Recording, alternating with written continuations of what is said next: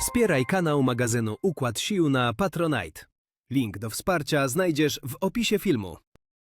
Hello everyone, I'm Maximilian Skrzypczak from Układ Sił, Balance of Power, and today I'm pleased to be joined by Ilan Berman, the Senior Vice President of American Foreign Policy Concil. Hello. Hi.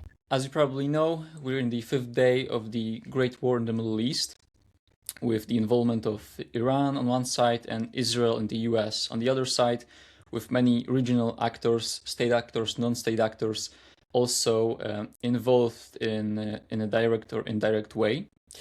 And first, let me please ask you, sir, about the general ground strategic level. What exactly is the US rationale, as you see it, for intervening against Iran in this war? Is it connected with just the regional balance of power, or perhaps it's more connected with the global chessboard and the great power rivalry with US, China, Russia, and Iran has some kind of special place in it? How do you see that? No, I think that's the right question, because as far as I can tell, what you have now is something that is doing both. You have a situation where the Trump administration is, for a whole host of reasons, is decided to, create sort of a lasting setback to Iran's strategic programs.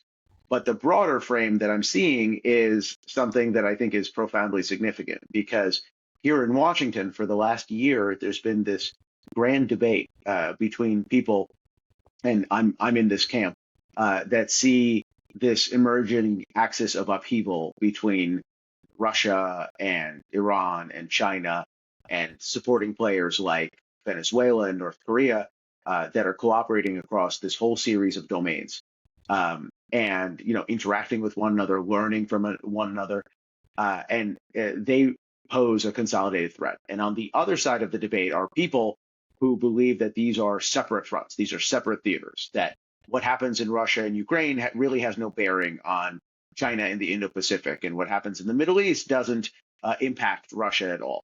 And for a long time, we were unclear as to where the president stood in this particular debate. But I think it's very clear now that the president has chosen sides, and he sees the world very much as this interconnected chessboard. And so I would argue that what you're seeing now in Iran is actually part of a continuum. It's a continuum that started at the beginning of the year when President Trump took out, ousted, replaced the president of Venezuela, Nicolas Maduro. And this was important both because of the threat that Maduro's regime posed to, it was a nearby nation posed to the United States, but also because of the nature of that regime, the way it interacted with Moscow and Beijing and Tehran. And now you have a sort of the second stage of this, in which the president is taking on a charter member of the Axis itself, right? The weakest link, because the Iranian economy is in terrible shape, because Iran is enormously dependent on Russian support and on Chinese support. But nonetheless, this is, I think, very much this sort of strategy of, death by a thousand cuts, where the president's starting to try to pull apart the Axis. Let's perhaps switch now to the more operational perspective, because at the beginning, the Americans stated that regime change could be on the table, but very recently, something like yesterday or the day before yesterday, they issued a statement. The White House issued a statement pointing to four objectives. The first one is to raze to the ground the Iranian rocket program. The second one is to eliminate the Iranian Sea Fleet. The third one is to guarantee that the Shia proxy system is dismantled enough so that it's not able to destabilize the Middle East and to pose a threat to American forces. And the fourth one, the obvious one, is to ensure that Iran will never possess nuclear weapons. Now, would you say that those four fit well into this narrative of Iran being just a chain, just the link in the chain of the so-called axis of evil that poses a threat to American geopolitical standing? So I would point out that those are the articulated objectives of the White House, but that in and of itself is something resembling a regime change agenda because of the revolutionary nature of the Iranian regime, because the Iranian regime has made it a central pillar of its ethos to build this proxy network of revisionist radical political Islam in the region. It's very hard to imagine the Islamic Republic remaining something resembling the Islamic Republic and getting rid of all four prongs, getting rid of proxy support and missiles and its ability to to shape regional politics through its naval capabilities and of course the nuclear program. So I think those two things are not incompatible. I think it's also necessary to understand that when this administration thinks about regime change, they're not thinking about George W. Bush era regime change in Afghanistan or Iraq. There is no appetite in Washington for nation building, either from the administration or from the president's core political base. And there is an understanding as a result, and the president said this when he gave his first speech about the war on Saturday, on the evening of February 28th. He said, this is the opportunity, the best opportunity that you will have in a generation, Iranian people. It's up to you to take matters into their own hands. So the strategy very much is this sort of repudiation of the Bush era Powell doctrine, right? The Powell doctrine back then was you break it, you bought it, right? The idea that if the United States was responsible for pulling apart a regime, that the U.S. would stay and put it back together. That's not how this administration is operating. And I think it's a very important signal for the Iranian opposition forces themselves within the country that there are limits to what the U.S. can do. America can't be more Iranian than the Iranians themselves. And so they will need to, sooner or later, and probably sooner, they'll need to take matters into their own hands.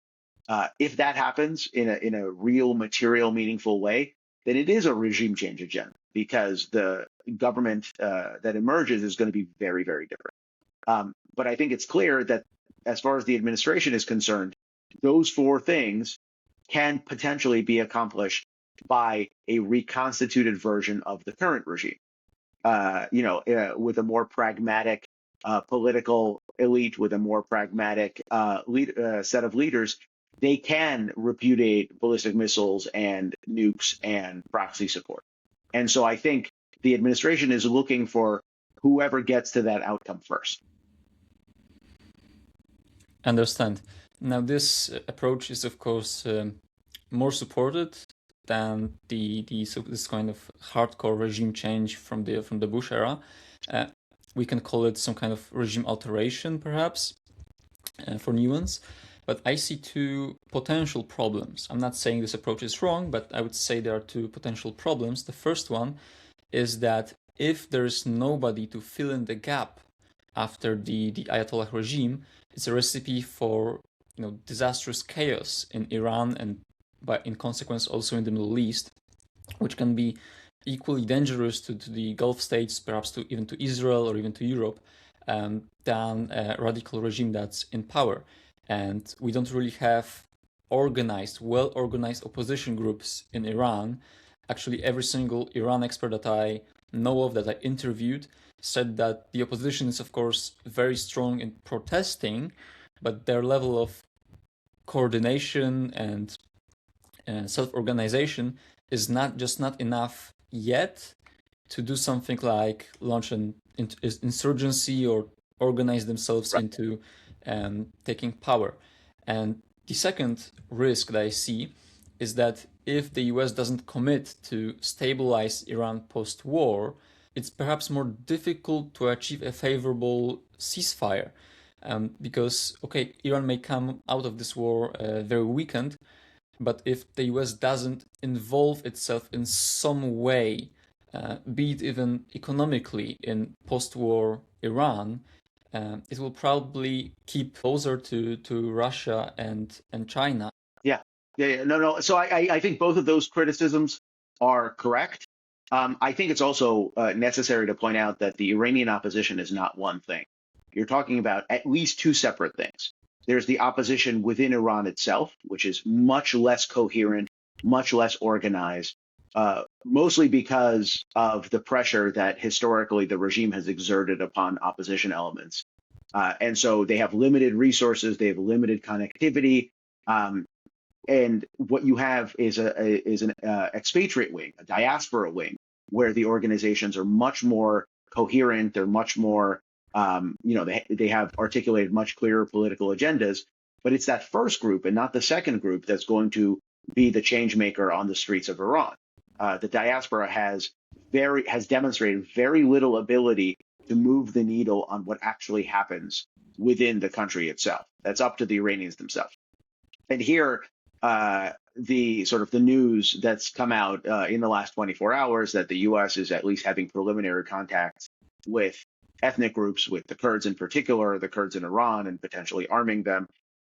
This is a really tricky and problematic development insofar as in Iran itself, there's lots of ethnic groups. The Persians themselves make up only the barest majority, something like 53% of Iran's 93 million people. And yet, Persians are fiercely nationalistic. There is a great sentiment across political strata in Iran that the country needs to stay together. So this sort of fomenting separatist tendencies, I think, has the potential to be really divisive in terms of Iranian national opinion, and could really lead to declining support for the United States and what America is trying to do. That's the first thing. The second thing is this is very naturally a regime change conversation if you put it in the context of Russia and China, because I think you're totally right. A sort of a weak, under-resourced, very fragile regime or divided regime very naturally leaves itself open to domination by Moscow, by Beijing, particularly if the ideology doesn't change, right? It becomes less of a partner, even a junior partner, more of an appendage, right? A natural resource appendage, an appendage for strategic capabilities. And this is why I think you're seeing so much focus on the part of the administration and also on the part of the Israelis on the leadership cohort itself within Iran. Because the Israelis are very systematically, I would jokingly refer to it as Israel's own version of the long march through the institutions, right? They're sort of just walking through institutions like the IRGC and the clerical elite, and they're sort of eliminating, they're trying to shape political outcomes by eliminating problematic figures and therefore putting the country on a different course. Because I think there's a realization there that an Iran that's sort of halfway transformed, right? That's weak, but still has the rump Islamic Republic ideology is enormously problematic because nothing fundamentally changes. Iran is still a spoiler, is just a weaker spoiler, and the regime has proven that it's not willing to sort of go quietly into the night. It's willing to sort of to cause all sorts of problems regionally. So I think as we move forward in time, the balance of the political balance very naturally leans towards something more fulsome, something more dramatic in terms of political transformation. Whether or not, the big variable here, of course, is President Trump and what he's going to be satisfied with. He may decide today, he may decide tomorrow that the political transformation that he's seen is enough because he's gotten a phone call that now they're willing, the remaining regime elements are willing to do a deal. But until that happens, I think, sort of what we're seeing very naturally trends towards more political change and not less. You've mentioned that President Trump seems to be leaning more towards the group of people who consider the Middle East, the Indo-Pacific, and Europe as kind of three interconnected theaters rather than separate ones. However, there's a critique, even coming sometimes from people who think alike, that perhaps the US is falling into the trap of overcommitment when it comes to its military resources. And to give like two examples when it comes to interceptors that the US is using to shoot down Iranian missiles. Also, the allies of the US and partners of the US in the Middle East are doing so. And the second resource that the US is using right now at a high rate and depleting its stocks are cruise missiles, for example, the Tomahawk missiles. And the concern is that if the US uses it in this theater, it will be less able to do so in the other two theaters.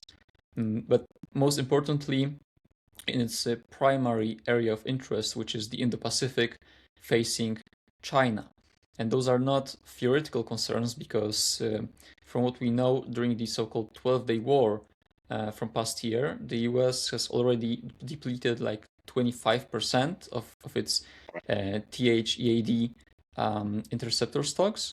And we can expect that the depletion from the current war will be at far higher rates. So how would you respond to this sort of criticism that even if we see those theaters as connected, the US is still doing too much on one of them at the cost of the other two, including the primary one, which is the one against China?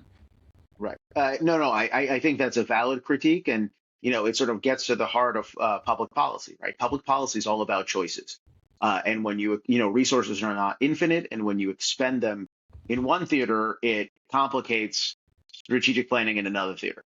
But I would also point out that in this context, and I'm thinking less about the Indo-Pacific and more about the context of Ukraine and how the depletion of air defenses, for example, in the Middle East context actually has real ramifications for the defense of Ukraine, because America is simply running out of air defenses that it can potentially send to defend Kiev against Russian aggression.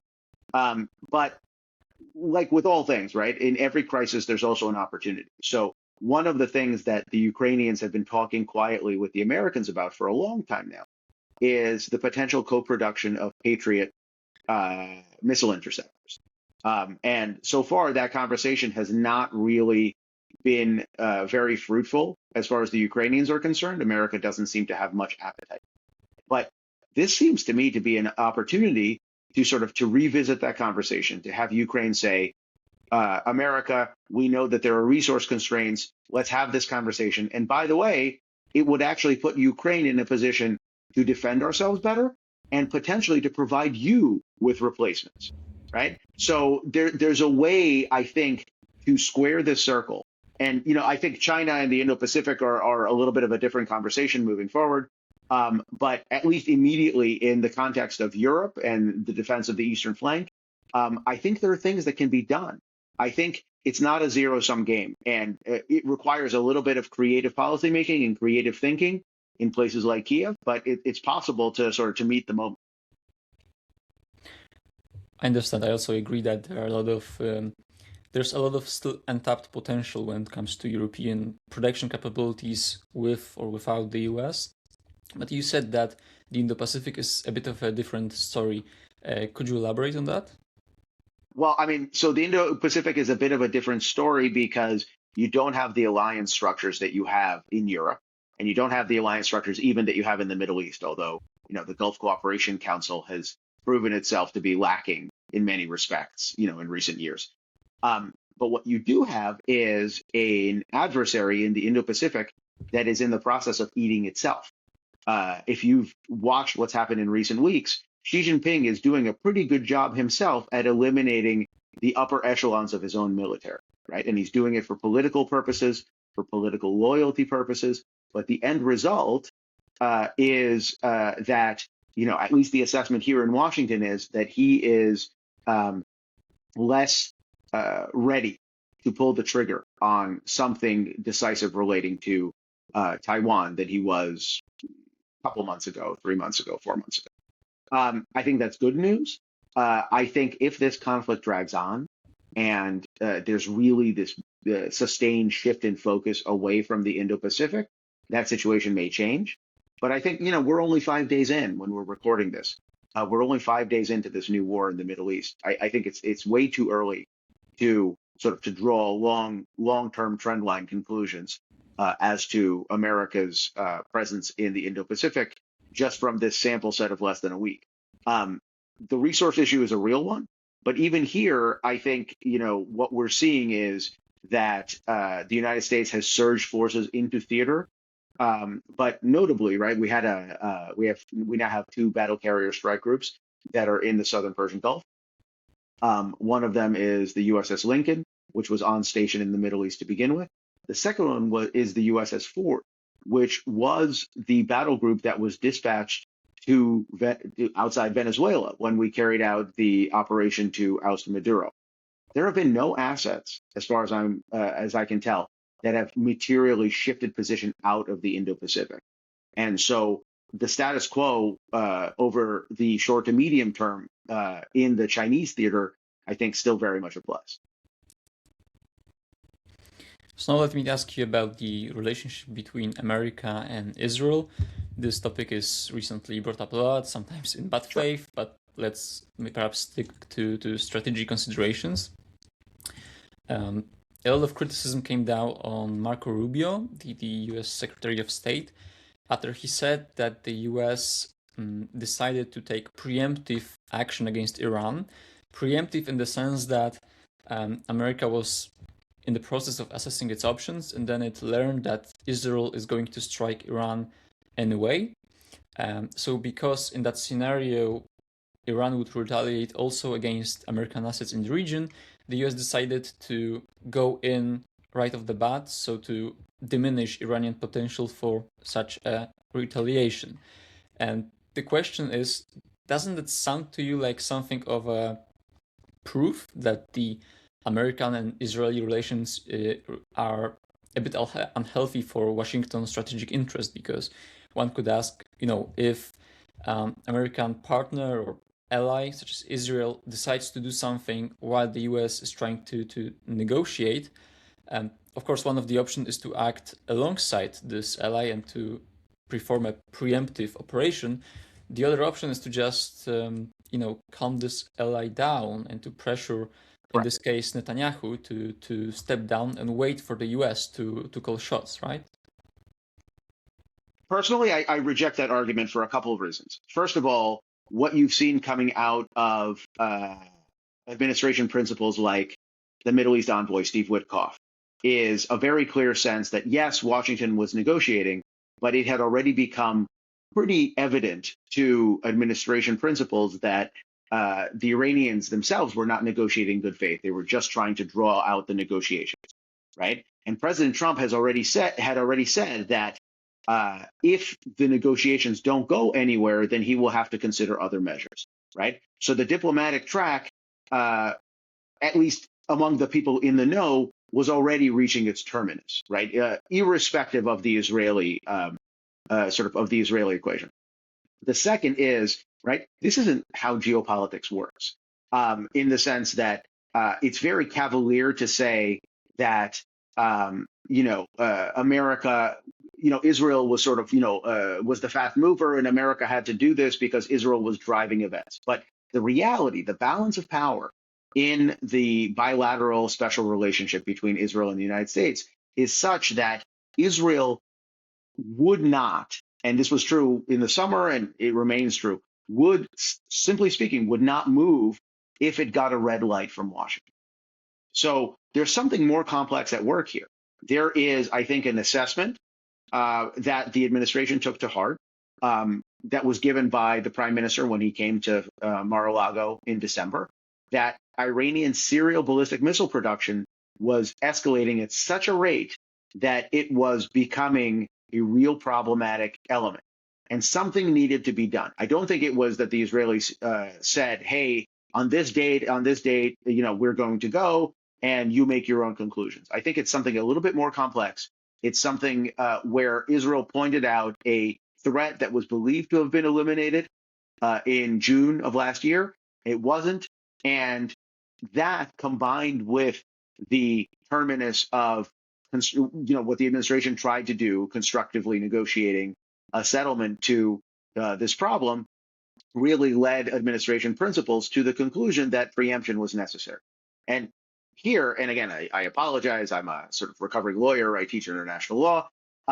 Preemption is the sum total of both capabilities and will. So you have to identify the threat. The adversary has to have the capability to execute the threat, and they have to have the intent to execute the threat. And the intent was very clearly there, right, in the context of not just Israel, right? Which is sort of, has been the consistent recipient of Iranian signaling, but also of the United States, particularly in the aftermath of what we saw last summer. But there was also the capability question, which is that, the evidence that the administration has in terms of the robustness of Iran's strategic arsenal, right? Ignore for a second that the president said, that after last summer's war, that, there was nothing to worry about. We had sort of completely solved the problem. Clearly, that's not the case. And so, that combination of understanding Iranian intentions and having a sober assessment of Iranian capabilities, coupled with this negotiating track that had run into a dead end, I think really is what conspired to inform administration thinking. I think it's facile to blame it on other things, but the Iranians have agency here too, and I think they, among other things, I think they mishandled their negotiations with Washington in a pretty profound. So just to wrap up, let me ask you one question on a general level when it comes to the regional balance. Assuming that the war, even it goes well for the US and Israel, Iran is indeed weakened at an acceptable cost, but it's still hostile to the US, still hostile to Israel, and America cannot wait forever until it pivots to Asia with some of its resources. What would you say is the reasonable and desirable setup in the region for the US? Would it prefer to keep some presence, to keep countering Iran and perhaps to mow the grass, as Israelis like to say? Mm-hmm. Or would it prefer to arrange some sort of, let's say, combined Arab, Israeli, Turkish quasi-alliance or partnership to counter the remaining of the Iranian threat? Well, I think it's the latter. The idea that, what something is really profound is happening in the Middle East, just as we're speaking, right? Because in recent weeks, you've seen this pretty dramatic falling out between Saudi Arabia and the United Arab Emirates over leadership in the Arab world. This very previously sympathetic relationship had become very adversarial, and you don't hear that, right? The Iran war has really reset that clock. Whether this new convergence remains is, I think, it remains to be seen. But right now, at least, we've really sort of turned the page on that. But in terms of the immediate future, the next, few days and weeks, I think what the administration is trying to do now, and you can sort of see it from the way that the administration is targeting Iranian naval assets and its ballistic missile program, and even, in tandem, the Israelis are targeting the elements of internal repression within Iran, right? IRGC and the Basij. What they're trying to do is, in the worst case scenario, in which the regime remains more or less coherent, they're trying to rob it of the tools to make it a threat to the region, even as this coalition in the region comes together to contain a weakened Iran.